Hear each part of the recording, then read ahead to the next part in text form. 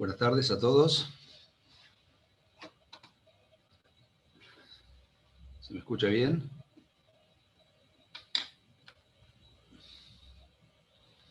Buenas tardes, profe, sí. Hola, ¿se escucha? ¿Alguno que me diga que sí? Sí, sí.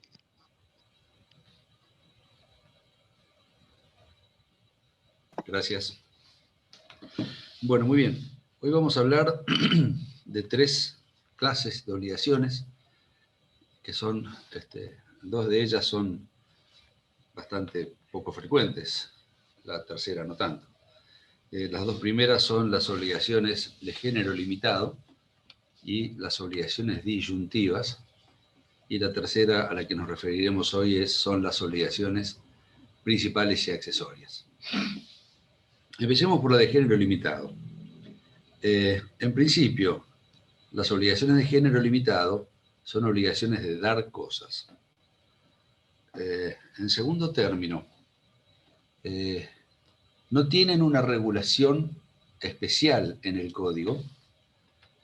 Uno podría llegar a pensar que son un desprendimiento de las obligaciones de género. Y de hecho así lo son. La diferencia entre ambas es que en las obligaciones de género, son obligaciones de género aquellas obligaciones en las que la prestación está solo determinada por el género, o por la especie, o por la cantidad. Obligaciones que se cuentan, pesan o miden. Y respecto de las cuales hay un momento en el que hay que realizar una individualización de cuál va a ser la cosa con la que se va a cumplir.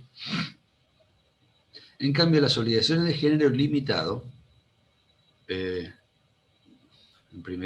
principio podemos decir que la diferencia es que en las obligaciones de género, el género es ilimitado.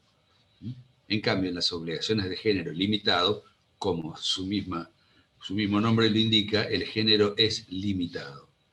Y se las define desde siempre como aquellas obligaciones en las que el deudor debe una cosa incierta a elegir dentro de un número de cosas ciertas.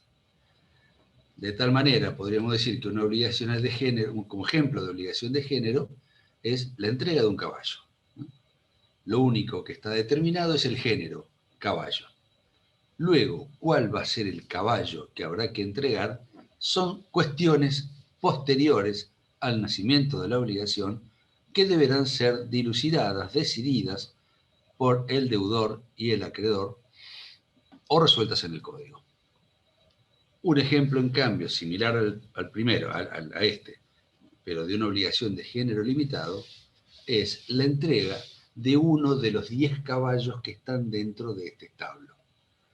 Fíjense, en el primer ejemplo, el género es ilimitado. Caballos.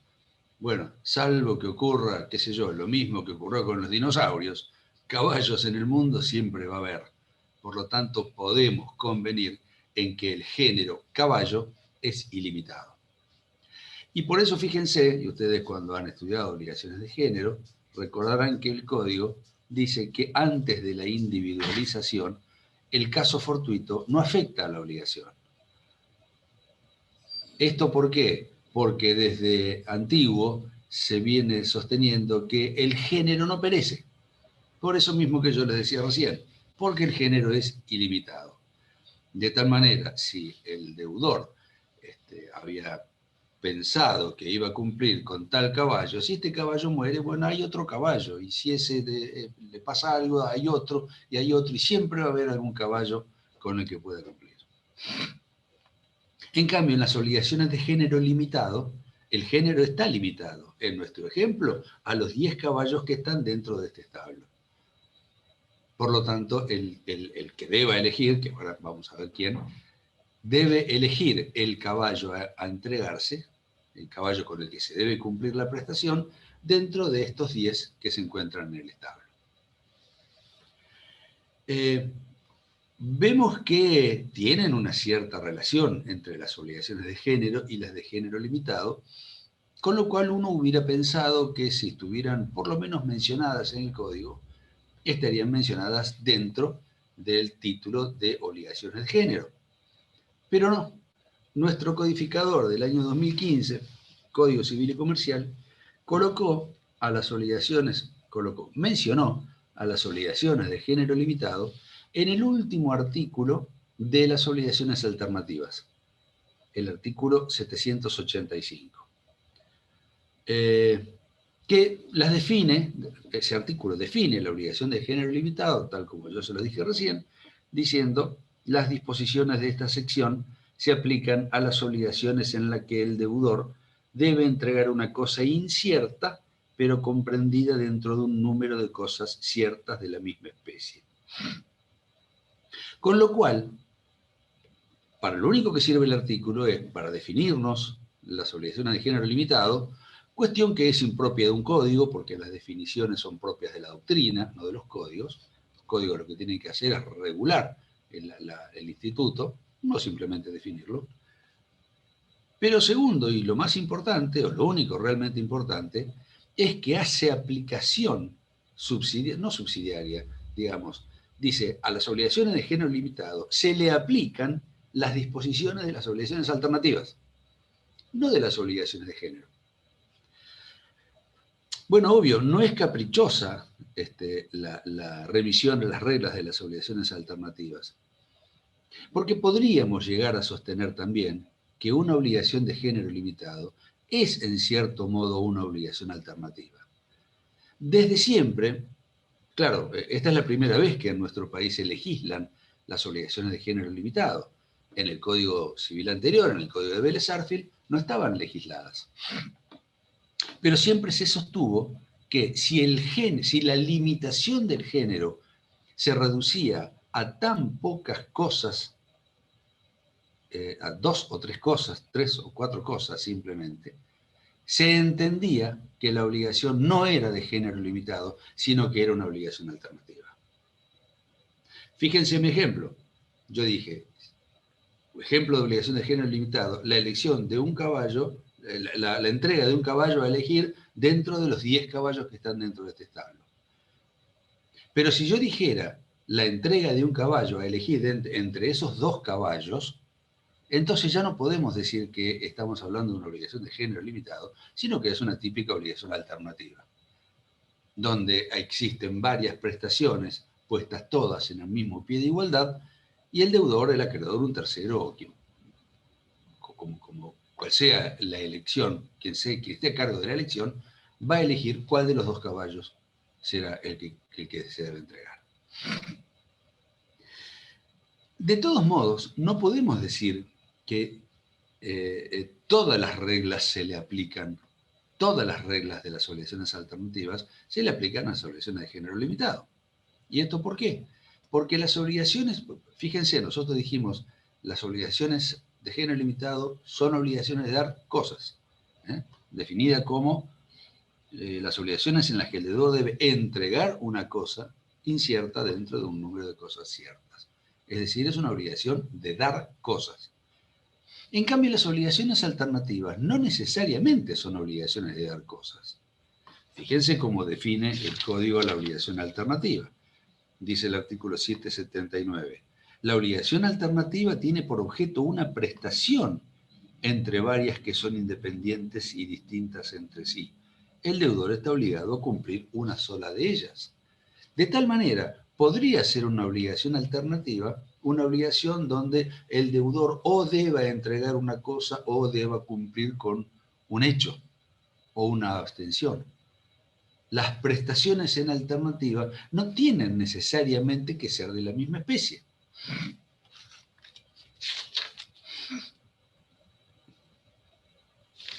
No tienen por qué ser de la misma especie. Todas de dar, todas de hacer, todas de no hacer. Podría una ser de dar, otra de hacer y otra de no hacer, o así las combinaciones que a cualquiera de ustedes se le puede ocurrir.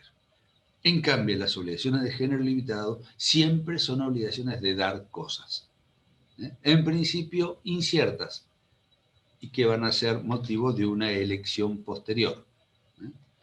digamos, la remisión a las obligaciones alternativas es fundamentalmente respecto de la elección.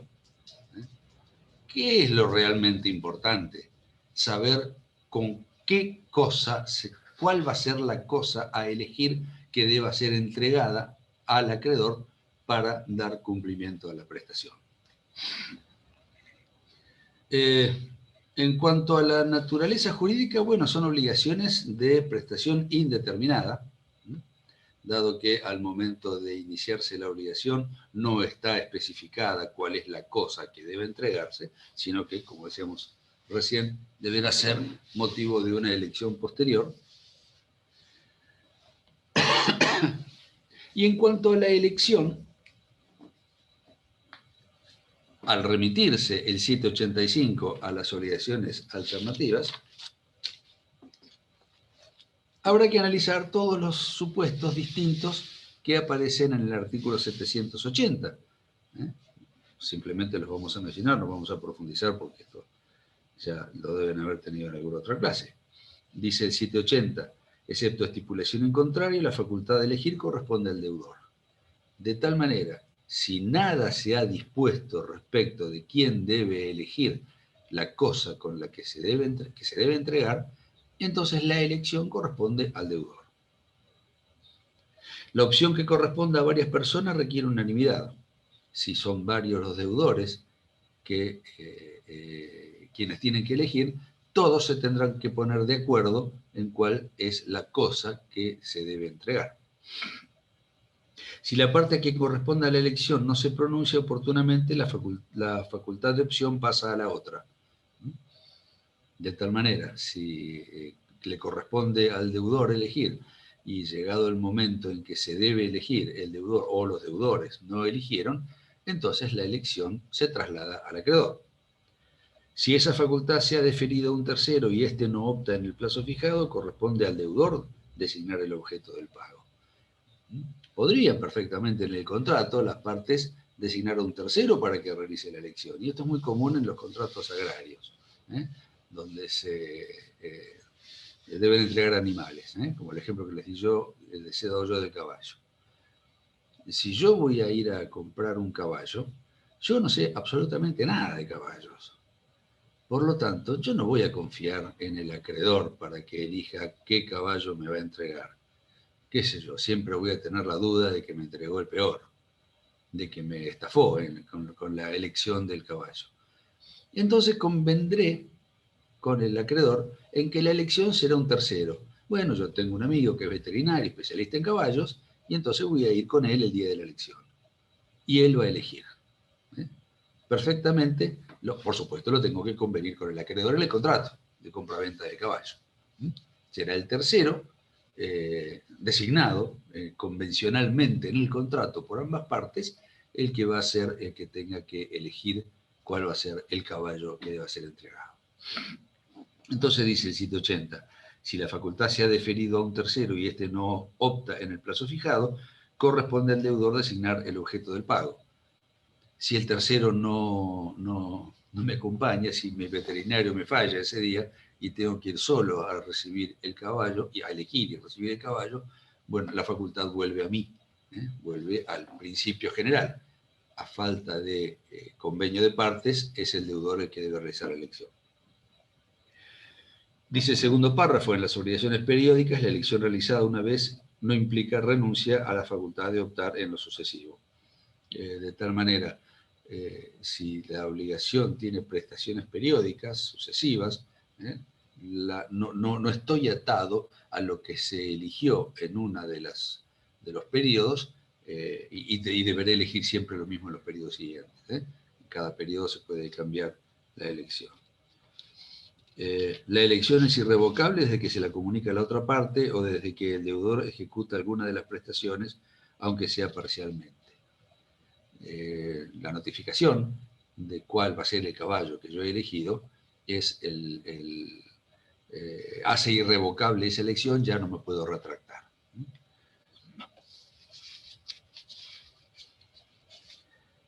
Finalmente, dice el 780, una vez realizada, la prestación escogida se considera única desde su origen y se aplican las reglas de las obligaciones de dar, de hacer o de no hacer, según corresponda. Esto exclusivamente para las obligaciones alternativas. ¿Por qué? Porque las obligaciones alternativas podían ser de dar, de hacer o de no hacer. En cambio, las obligaciones de género limitado son siempre de dar cosas. De tal manera, cuando se ha realizado la elección, la obligación de género limitado deja de serlo y se convierte en la obligación de dar cosas ciertas. Que será para constituir derechos reales o para restituir a su dueño, según cuál sea lo convenido entre las partes.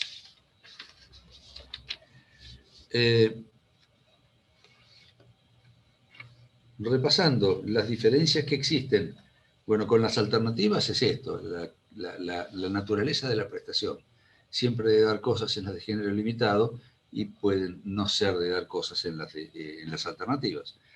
Y con las obligaciones de género, en las obligaciones de género son aquellas obligaciones que están solo determinadas por la especie y la cantidad. En cambio, en las de género limitado, el género es limitado a un sector determinado. En las obligaciones de género en general, las obligaciones de género, antes de la individualización de la prestación, el caso fortuito no perjudica. Por lo tanto, como se rige el principio de que el género y la cantidad nunca perecen, genus et quantitas nunquam perit, decían los romanos, siempre va a haber alguna prestación que no se haya perdido como para que pueda ser entregada. Después de la individualización, como ya pierde la naturaleza originaria y se considera como que es una obligación de dar una cosa, entonces la pérdida sin culpa de la cosa elegida, individualizada, extingue la obligación. En cambio, en las de género limitado, el caso fortuito, como en las alternativas, no lo afecta salvo que se pierdan sin culpa del deudor todas las cosas o todas las prestaciones puestas en alternativa. Y el 782, inciso D, dice: en los casos en que la elección corresponde al acreedor y la alternativa se da entre dos prestaciones, se aplican las siguientes reglas. D, si todas las prestaciones resultan imposibles por causas ajenas a la responsabilidad de las partes, la obligación se extingue. Basta que quede una prestación que no haya perecido, deberá cumplirse con esa. Solo en el caso de que todas se hayan perdido y por causas ajenas a la responsabilidad de las partes, la obligación se extingue. Porque si las cosas perecieron por causas atribuibles al deudor, entonces el acreedor tendrá derecho a demandarlo por los daños y perjuicios como consecuencia del incumplimiento imputable de la prestación. Con esto es suficiente, no hay nada más de género limitado. Si tienen algunas preguntas, lo charlamos. Si no, pasamos a las disyuntivas, que son más raras que las anteriores.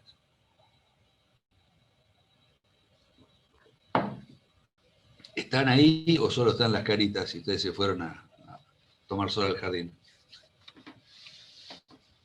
¿Se fueron a tomar sol al jardín? No, acá estamos, profe. Acá estamos.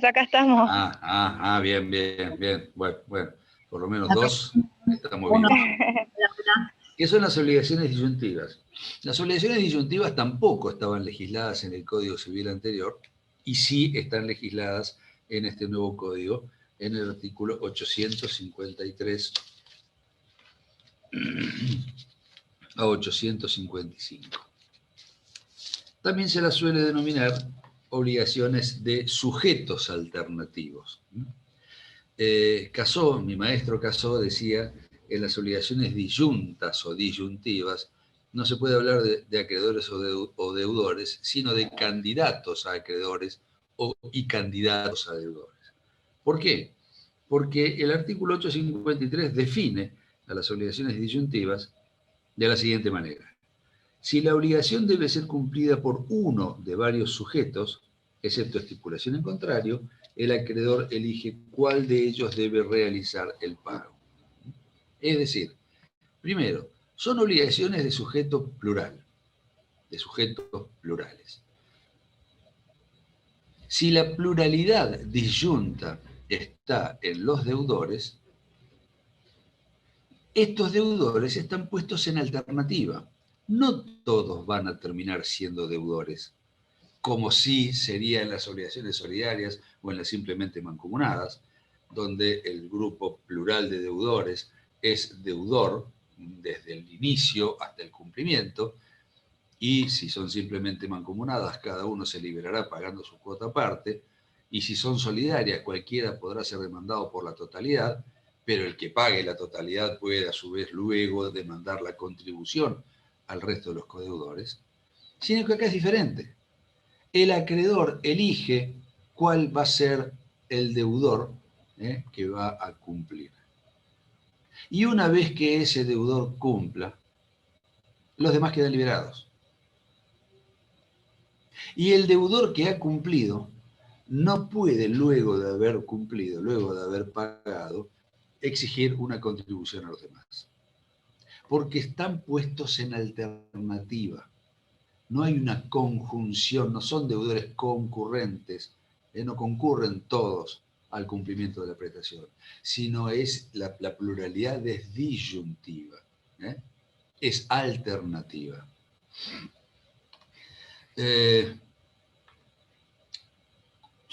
Podemos tener disyunción pasiva o disyunción activa, es decir, pluralidad disyunta de deudores o pluralidad disyunta de acreedores.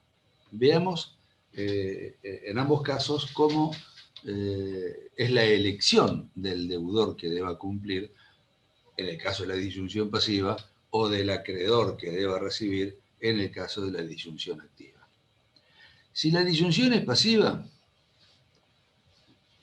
salvo pacto en contrario, elige el acreedor. Hay un acreedor, una prestación y 3 deudores puestos en disyunción, en alternativa, salvo que se haya convenido algo diferente, elige el acreedor cuál de los 3 deudores va a cumplir con la prestación.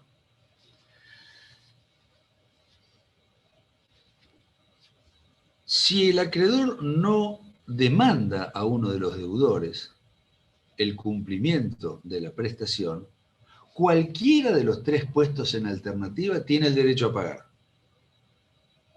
Esto, fíjense, es una novedad. Esto significa que no son tan candidatos a deudores, como decía mi maestro Casó, porque espontáneamente, si no ha existido todavía la elección por vía de la demanda judicial de cumplimiento que inició el acreedor, entonces cualquiera de los 3 deudores puestos en alternativa tiene el derecho a pagar. Y pagando, liberar a todo el grupo, por supuesto.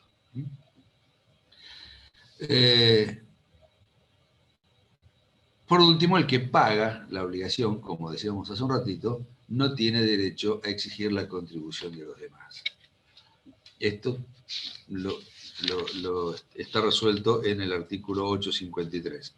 Si la obligación debe ser cumplida por uno de varios sujetos, excepto estipulación en contrario, el acreedor elige cuál de ellos debe realizar el pago. Mientras el acreedor no demande a uno de los sujetos, cualquiera de ellos tiene el derecho a pagar. El que paga no tiene derecho de exigir contribución o reembolso de los otros sujetos obligados. Fíjense que no por casualidad, cuando estamos hablando de disyunción pasiva, el artículo habla del acreedor y de los sujetos obligados. No los llama deudores, porque realmente será deudor aquel elegido para pagar. Cuando el acreedor elige a uno o demanda a uno, ese se convertirá en deudor.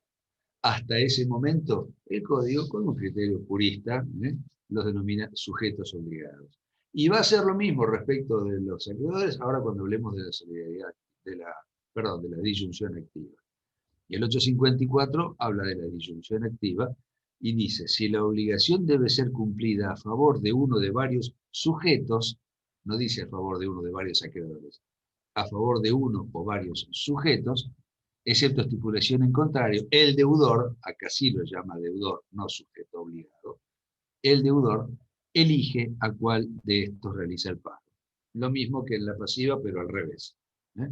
Si hay pluralidad alternativa de sujetos a quienes deba cumplirse la prestación, es el deudor, salvo pacto en contrario, el que elige a quién va a cumplir, a quién le entregará la prestación. Una vez elegido, ese se convertirá en acreedor.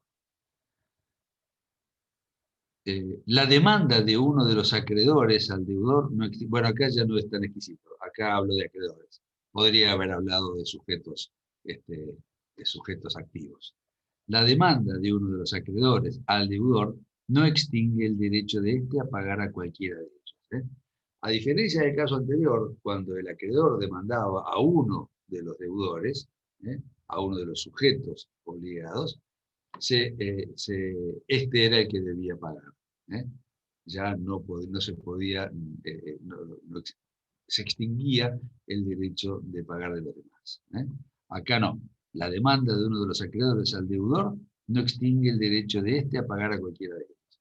Es decir, el deudor demandado por uno de los acreedores le puede pagar a otros. Y esto, si ustedes recuerdan, es distinto de lo que ocurría en las obligaciones solidarias.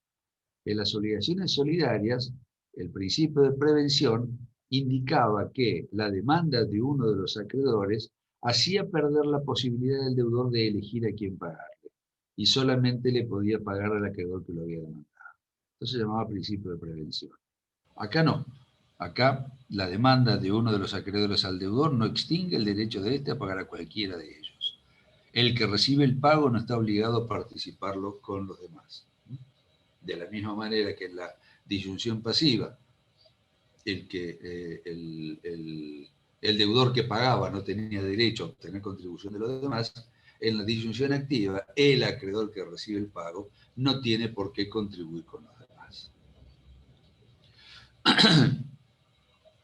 Y el 855 dice, subsidiariamente se aplican las reglas de las obligaciones simplemente mancomunadas. Esto fue motivo de discusiones mientras no estaba legislado las obligaciones disyuntivas. Teníamos para los gustos. Algunos autores decían que las reglas subsidiarias aplicables eran las de las simplemente mancomunadas, y otros decían que las reglas subsidiarias aplicables eran las de las solidarias. Fíjense que acá se está haciendo aplicación subsidiaria de obligaciones en las que cada deudor se libera pagando su cuota aparte. Y acá el deudor demandado se libera cumpliendo la totalidad. No tiene la posibilidad de cumplir una cuota aparte. Se convierte en deudor único y debe cumplir con la totalidad. Por lo tanto, parecería que son más parecidas a las obligaciones solidarias que a las simplemente mancomunadas. ¿En qué casos normalmente suele darse este tipo de obligaciones? Miren, yo no tengo la menor idea, les debo ser totalmente sincero. Solo en la cabeza de sujetos dentro de un contrato bastante particular puede pactarse esta disyunción. No sé cuál sería la razón para pactar la disyunción, porque fíjense, se ponen o varios sujetos acreedores en alternativa o varios sujetos deudores en alternativa, pero solo uno de esos acreedores en alternativa podrá recibir la totalidad de solo uno de aquellos deudores puestos en alternativa. De tal manera ni siquiera funciona como garantía de cumplimiento, como en las solidarias. En las solidarias, uno de los deudores se libera pagando la totalidad, pero eso lo beneficia al acreedor, porque cuanto más deudores tenga, la insolvencia de uno será soportada por los demás.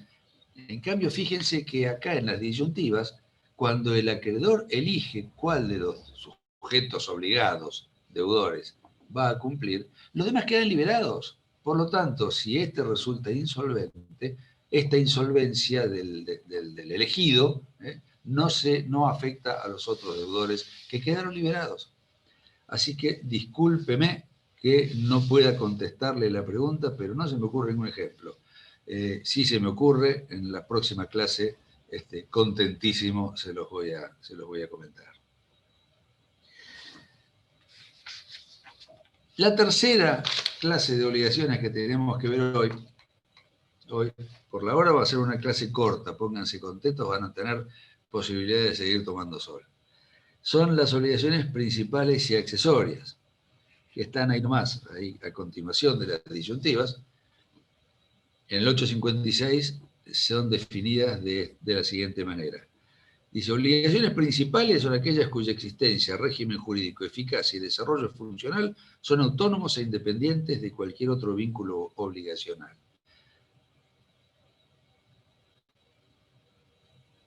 No conviene ni para el deudor ni para el acreedor la disyuntiva. ¿Qué sé yo? Yo no concluiría tajantemente con esa afirmación, pero parecería que es como usted dice, Erika, pero no lo sé. Por ahí algún tipo de utilidad pueden llegar a tener. Volviendo a las principales y accesorias. Entonces, las obligaciones principales son todo lo que venimos hablando de obligaciones, nos referimos a las obligaciones principales. Son autónomas, no dependen de otra obligación. En todas estas situaciones, en el régimen jurídico, en la eficacia y en el desarrollo funcional. Son autónomas e independientes de otras obligaciones. Estas son las obligaciones principales, que es el principio general en materia de obligaciones. En cambio, los derechos, sigue diciendo el 856, los derechos y obligaciones son accesorios a una obligación principal cuando dependen de ella en cualquiera de los aspectos precedentemente indicados, es decir, cuando acceden al régimen jurídico, a la eficacia y el desarrollo funcional, a otra obligación, o cuando resultan esenciales para satisfacer el interés del acreedor. Tres casos fundamentalmente de obligaciones accesorias: la fianza, la cláusula penal y el cargo. En las dos primeras, tanto la fianza como la cláusula penal funcionan para garantizar el cumplimiento de la obligación principal. Son seguridades que el deudor debe traer al contrato para garantizar que el acreedor cobre. De tal manera, si yo tengo, vayamos al contrato más común, que es el contrato de locación de inmueble, yo le alquilo mi departamento al inquilino y le voy a exigir por lo menos que me traiga un fiador. Es decir, otra persona que asuma las mismas responsabilidades que el inquilino. Esa fianza, que es un contrato celebrado entre el fiador y el acreedor, es una obligación que accede a la obligación principal. ¿Cuál es la obligación principal? La que tiene el inquilino de pagar el alquiler.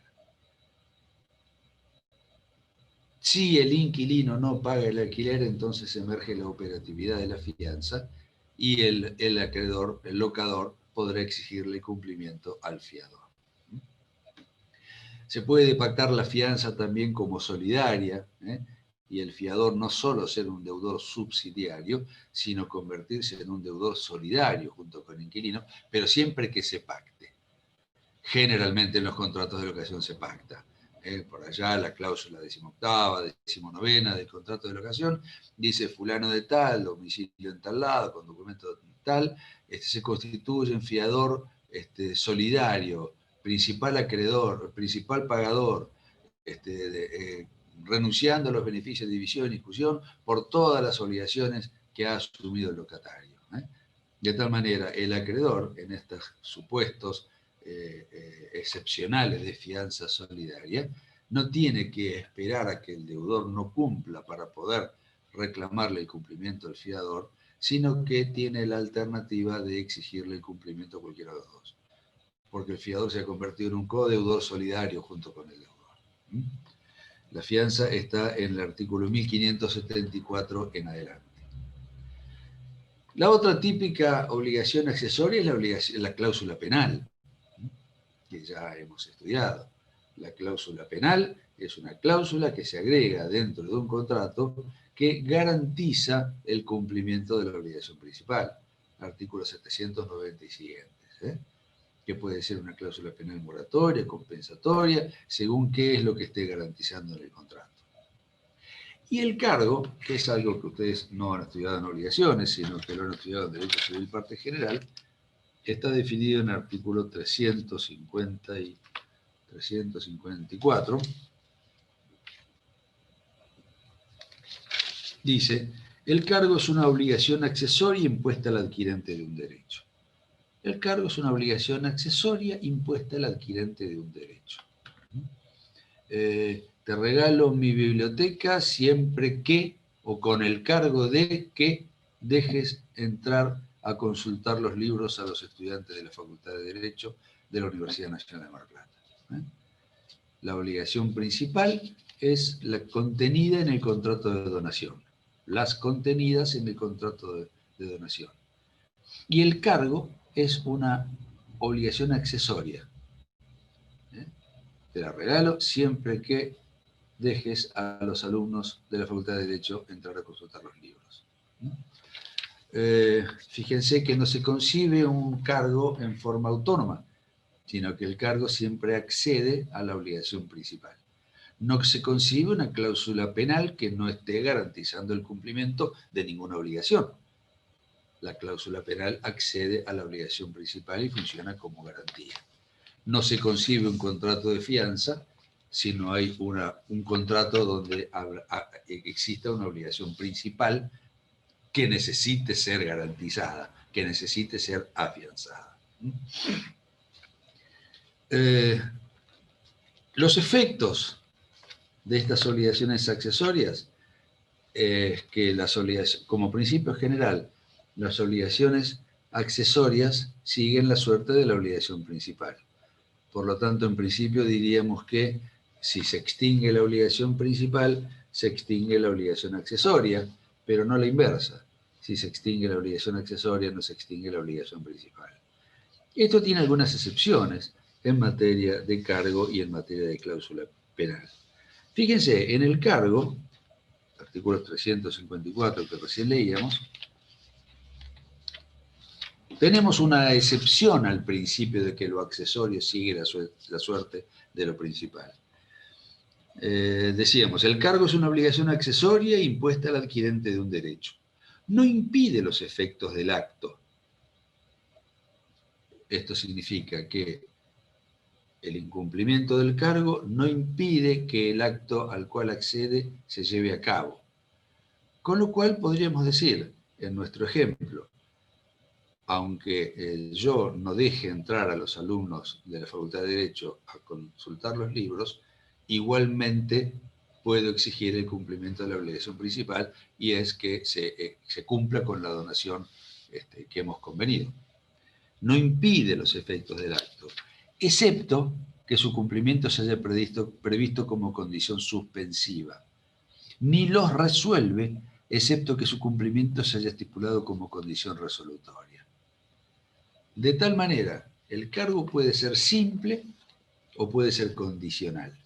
Si el cargo es condicional, entonces sí el incumplimiento del cargo produce, si funciona como una condición resolutoria, el incumplimiento del cargo produce la resolución de la obligación principal. Si no dejo entrar a los alumnos de derecho a consultar la biblioteca, se resuelve, se revoca, sería en el caso de donación, se revoca la donación. Fíjense entonces cómo acá el incumplimiento de lo accesorio provoca la extinción de lo principal.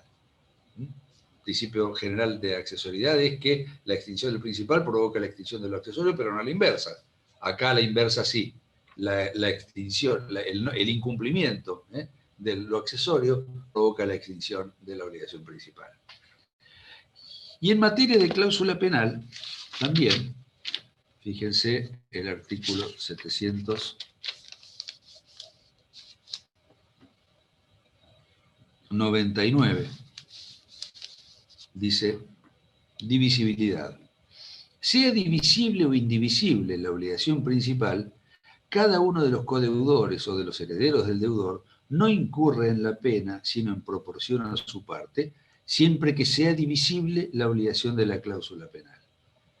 De tal manera, el principio de accesoriedad indica que si la obligación principal es divisible, la obligación accesoria es divisible. Si la obligación principal es divisible, la cláusula penal es divisible. Pero podría ser que no. Podría ser que la obligación principal sea divisible y que la cláusula penal sea indivisible. Por ejemplo, si la obligación principal es de dar una suma de dinero y la obligación accesoria es la entrega de una cosa. La cláusula penal es, si no cumple con la entrega del dinero, tendrá que entregar una cosa.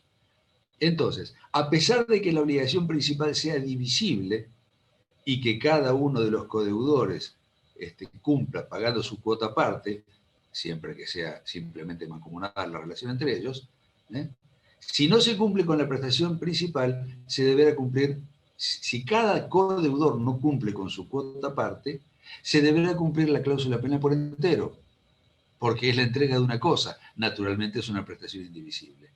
Acá entonces, lo accesorio no ha seguido la suerte de lo principal, porque lo principal era divisible y lo accesorio siempre es indivisible, en este ejemplo.